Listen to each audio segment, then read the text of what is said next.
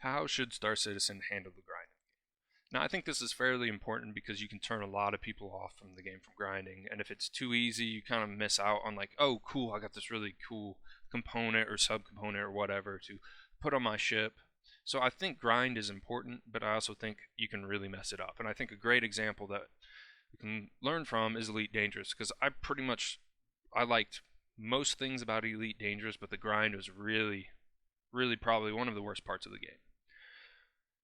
And that was because, so first of all, to unlock engineering, I think it was about 20 to 30 hours just to unlock all the engineers, and that is if you were looking up guides and trying to do it the most optimal way possible. And then after you did that, to engineer one ship, it was about, depending on the size of the ship, but it probably was about 8 hours to engineer one ship. And then if you wanted to engineer another ship, that was another 8 hours. So every single ship that you wanted to engineer, you had to put in a massive amount of grind to engineer it. Which doesn't feel great because like if you like for me, being able to customize and build and experiment with different stuff and ships is one of the most fun parts of the game, and like every time I wanted to do that, it's like, oh, I gotta go out and do another 8 hours of grinding, or maybe it's only 2 or 3 because I'm just changing up some components on ships. But it was pretty it was not fun and one of my least favorite parts about the game.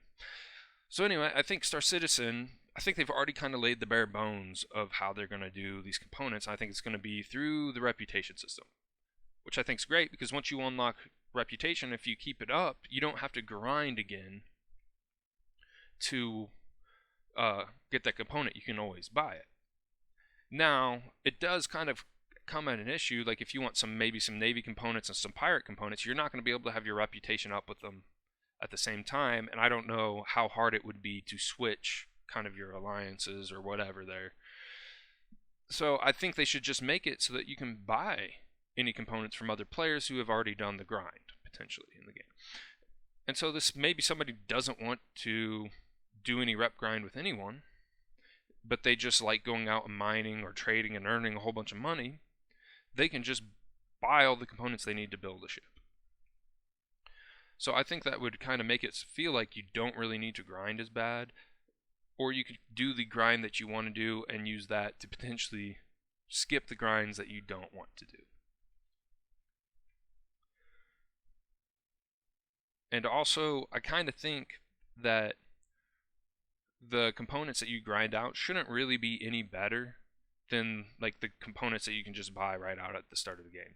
I don't want a new player to come in and feel like they have to do this to be able to play the game. So I think that it should all be kind of comparable, but like potentially like, I don't know, maybe the Navy, if you do the Navy, you get better armor, but you lose a lot of maneuverability. So it's kind of a give and take where like the components that you can buy in the game are be like a pretty good balance between all different things like stealth, armor, damage, like whatever. It's a pretty good balance, but if you want a more focused damage build or a more focused defensive build or stealth build, or you want a bounty build that can disable ships better, then you would have to go kind of do those grinds to get the components, but you're not gaining a major advantage that makes anybody feel like they have to do anything to be able to play the game. So, well, that's pretty much all I have to say on the topic. So if you guys have anything that you want to add on to this, let me know in the comments, and thank you for watching the video.